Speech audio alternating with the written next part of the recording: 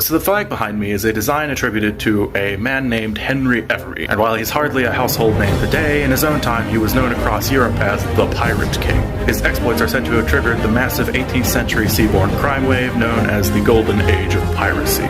So to cut a very long story short, Henry Every was born in the mid-1600s in Devonshire, England, and would go on to become a sailor, slave trader, and eventually a privateer. However, when the London businessman who hired him to be a privateer backed out of the deal and refused to pay him or his crewmates, there was a massive mutiny led by Henry Every himself. So the mutineers took over one of the largest ships in the privateer fleet, a 46-gun giant called the Charles II, which they renamed to the Fancy, and then sailed it up to the Indian Ocean with the intention of becoming pirates. Once there, they joined up with some other pirate ships and decided to hunt down an enormous Indian treasure fleet in the area belonging to the Mughal or Emperor of India.